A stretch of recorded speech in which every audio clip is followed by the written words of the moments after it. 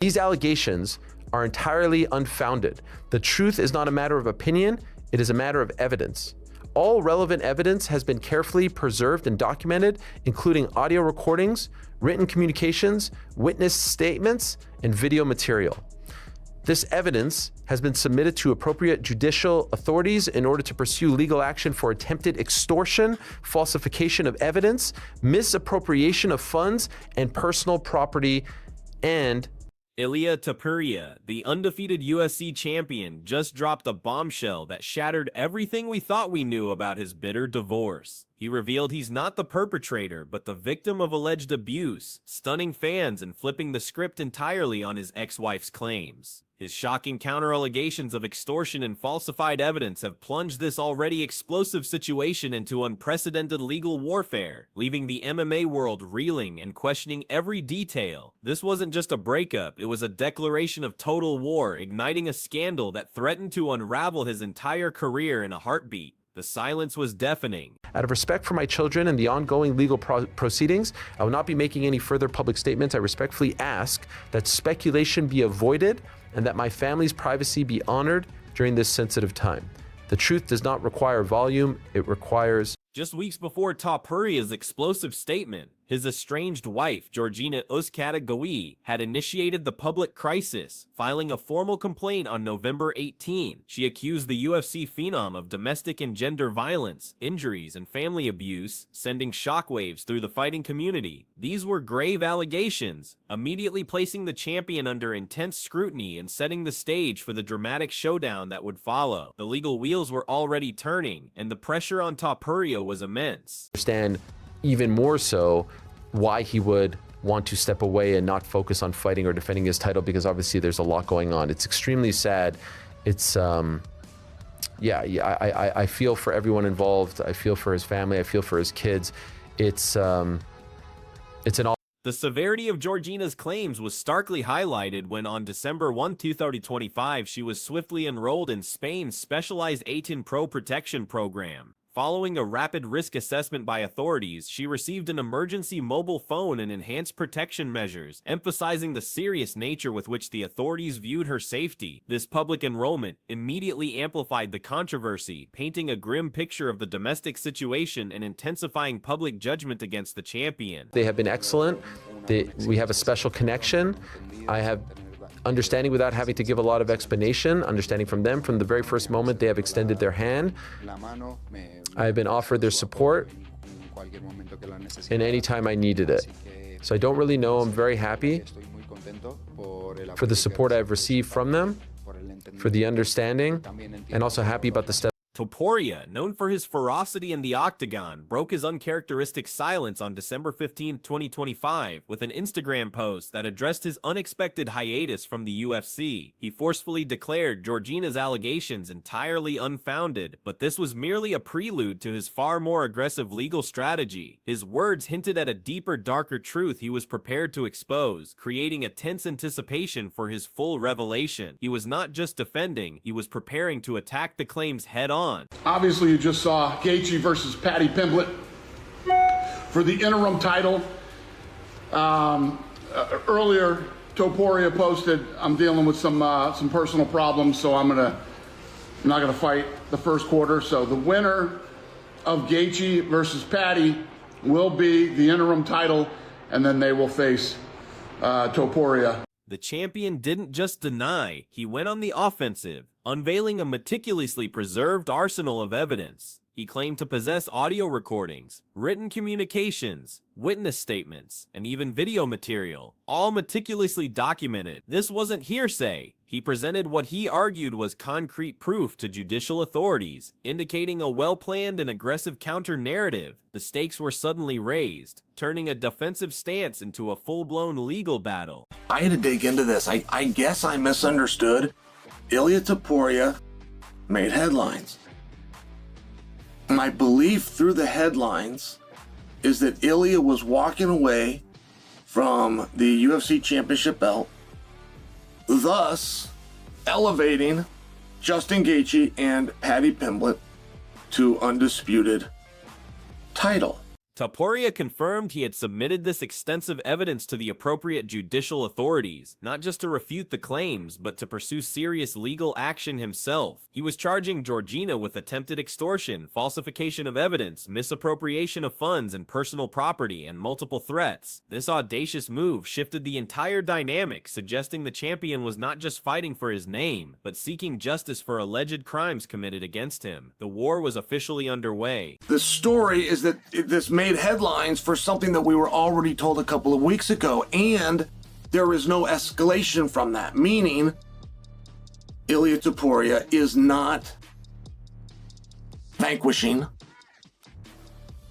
or having stripped from him the title. Further confusion arose from media reports regarding a January 7th court appearance, which Topuria clarified in a later statement. He accused one Spanish outlet of publishing false information, emphasizing the hearing was not for gender violence testimony. Instead, it was an administrative family matter solely concerning his daughter's travel outside Spain, deflecting media sensationalism and attempting to bring clarity to the legal proceedings, but revealing a painful reality for his family life. The UFC doesn't exactly have the greatest track record of giving a shit if you hit a woman or not. John Jones, heavyweight champion of the world, arrested for beating his fiance. Arrested for it. Not accused of, arrested for it. And he remained the champion until he retired. A heartbreaking detail emerged from Topuria's side of the story. He hadn't seen his daughter in 4 agonizing months, despite his relentless attempts to reunite with her. For a fighter who often spoke passionately about family values and fatherhood, this separation represented a profound personal wound, underscoring the deep emotional toll of the ongoing legal battle. His desperate hope was that the judicial process would soon allow him to see his children again, a longing that transcended any championship. Ultimately, with Ilia, he carries himself like a champion. You know, he's done a good job marketing himself. He hasn't been trash like, you know, in terms of some other people that we've seen across, you know, over the last couple of years. He's done a good job. So I'm not going to sit here and just throw heat at him and throw shade at him. I think he's got a good chance of proving, if he seems convinced he can prove her wrong or prove the allegations to be incorrect, then good for him. Georgina's legal team, led by lawyer Cristina Correll Cortina, responded on December 18, 2025, forcefully rejecting Topuria's extortion characterization. Her lawyer maintained that the negotiations regarding financial settlements were entirely standard for divorce proceedings, especially those involving significant assets. They urged media to respect the private nature of the proceedings, particularly given the involvement of a minor attempting to temper the rampant public speculation. As of now, there's no real timeline set in place. He spoke to ESPN Deportes about that, about his decision to walk away. Here's what he had to say, and I'll read the subtitles for you in case you're just listening to the audio. Her camp painted a picture of sacrifice, stating Georgina had given up her successful U.S. businesses to relocate to Spain and raise their daughter. They asserted she sought only the best outcome for the child, not financial exploitation. Furthermore, her entourage claimed Georgina had initiated the divorce and also possessed her own compelling evidence, promising that once the truth is known, everything Georgina has endured with him will be revealed, hinting at further revelations to come. As I've communicated, I'm going through some personal problems. I do not have an exact date when everything will be fixed. I hope that as soon as possible, as soon as it is solved, I will be ready to go back. In the octagon, I prioritize at this time the welfare of my family, of my children, my own. So as soon as everything is solved, I will be back to the octagon to give it the show that everyone deserves. The situation escalated beyond the initial divorce claims when Georgina filed a police report on December 23, 2025, alleging threats and cyber harassment on social media. This harassment, she reported, had intensified dramatically following Topuria's public statements, indicating the severe backlash and public pressure she was enduring. The online vitriol added another layer of complexity and danger to an already volatile personal dispute. Then he'll get back on track, and it's not going to be easy though. Like, people think like, oh, it's going to be done, it's going to swipe it underneath the rug. But the problem is though, is that there's time away from training. Not just that, the mental game. He's not what he will be when he comes back, what he was when he left. The personal toll continued to mount, with Georgina filing an expanded complaint on December 30th, 2025, which included a medical report documenting anxiety-related hospitalization and even death. Reports also circulated that she was struggling to find legal representation, an unexpected obstacle in such a high-profile divorce, highlighting the unique challenges and pressures faced by individuals in the public eye. The emotional and physical strain was clearly immense. Will he come back being the same guy? Probably not. It's going to take him time to get his mental back on track. This sport is very mental. Everything is about it is mental. You know, whether it's the fitness, whether it's the conditioning, the diet, the nutrition, making sure that you're financially stable with your at home. You know, your trainers are all taken care of. Like, there's so much that goes into it.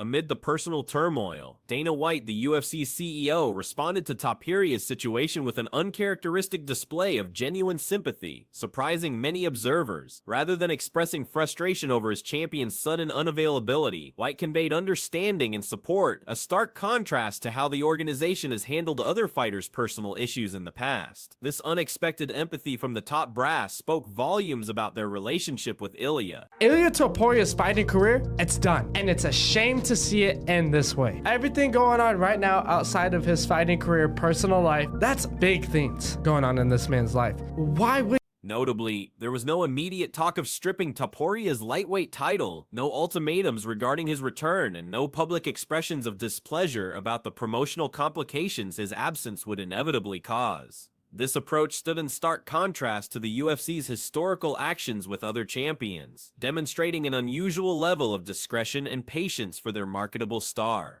The organization was clearly making an exception for El Matador. He has all the money in the world, double champion, undefeated, but what a career he's had if it is done. I mean, just knocked out Charles Oliveira and went up to 155, finished Max Holloway, finished Alexander Volkanovski, and what a rise he came on since fighting Bryce Mitchell back. Topuria himself later confirmed the UFC's exceptional support in an interview with ESPN Deportes. He spoke of a special connection and expressed profound gratitude for their understanding, noting they had extended their hand and offered support without him having to provide extensive explanations. This mutual respect solidified the bond between fighter and promotion, ensuring Topuria felt back during his most challenging personal ordeal. I mean, what he has done and how he's ultimately changed the sport, but the weird thing about it is this not parallel to Conor McGregor? And look what Conor McGregor has seen. I mean, 2 years ago, we were talking about the same thing. After he pulled out against Michael Chandler, it's like, is this guy done? And what Ilia came out said, I'm glad he came out and talked about it. The pragmatic business decision, acknowledged by Topuria, was the creation of an interim title. On November 27, 2025, Dana White announced Justin Gaethje would face Paddy Pimblett for the interim lightweight championship at UFC 34 on January 24, that's 2026. This move allowed the division to maintain momentum and gave contenders a path forward, while preserving Topuria's status as the undisputed champion until his personal matters were resolved. You do wonder, at some point, will they decide to make that interim belt the actual belt if he's not going to come back anytime soon? I think I don't think that they're going to be forced to do that for the January event. We'll see what kind of timeline he's on, how long this is going to play out. But if it's by next summer, perhaps they make. Despite the interim solution, the situation raised unsettling questions about its longevity. Analysts like Chael Sonnen voiced concerns, openly speculating if an extended absence from the octagon might eventually force the UFC's hand. If Topuria's legal entanglements dragged on far beyond initial expectations, the interim belt could potentially be elevated to an undisputed championship, effectively stripping him without using the formal terminology. And perhaps that's why a guy like Arman doesn't seem too bothered by what's going on. These things can play out in many different ways, and you're on the outside and then you're on the inside, and everything changes in an instant. The MMA community's reactions were predictably polarized. UFC featherweight Bryce Mitchell, known for his outspoken views, released a scathing video on December 16, 2025. Without awaiting legal determination, Mitchell directly accused Topuria of domestic violence, verbally assaulting him as a wife-beater and a coward, sparking intense debate about prejudgment and public condemnation, igniting a firestorm of online controversy. Because there have been some rather strange things that have happened to him as of late. I mean, the number one contender for his belt, Arman Tsarukyan, ends up not getting a shot at the belt, has to go out and do another fight, which officially gets named the number one contender's fight, of which Tsarukyan wins, but he is not fighting for the belt. Paddy the Baddy versus Justin Gaethje are going to go ahead and fight.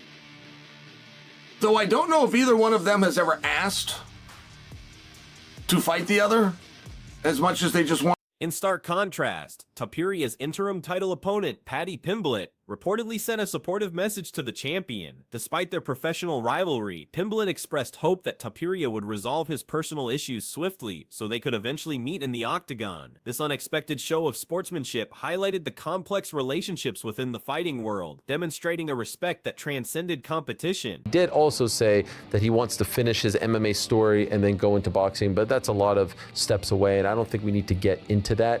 Beyond the immediate legal battles, pundits worried about the long-term impact on Topuria's career trajectory. They emphasized that time away from dedicated training, combined with the immense mental strain of his personal life, would inevitably affect his performance. Professional fighting demands not just physical peak, but unparalleled mental fortitude, which this dispute was undoubtedly eroding, casting a shadow over his potential return. Just a very unfortunate situation for someone who, was on this meteoric rise, and will hopefully for him, if everything works out in his favor, be able to continue that rise. But obviously this is a huge obstacle on a personal level that he's going to have to overcome, and wish everyone involved the best, and hopefully it can be resolved sooner rather than later. Some commentators even took a provocative stance, suggesting an indefinite hiatus could represent the effective end of Topuria's meteoric fighting career. They pondered why a fighter who had already achieved so much, including being an undefeated double champion, would need to return to the immense pressure of the octagon, drawing parallels to Conor McGregor's own extended absences and their impact on his legacy. The UFC's relatively lenient stance toward Topuria stands in contrast to how the organization has handled similar situations in the past. Some observers pointed to historical precedents that suggested the UFC doesn't always maintain such patience with inactive champions. As 2026 began, Topuria's future remained shrouded in uncertainty, his fate tied not to the octagon, but to the slow, grinding machinery of Spanish courtrooms. His counterclaims of extortion, if successful, could vindicate his position, but such legal proceedings often take years to resolve. The possibility loomed that the UFC might convert the interim title to an undisputed championship if his absence persisted, leaving his legacy hanging in the balance, a cautionary tale of personal life intersecting brutal public scrutiny.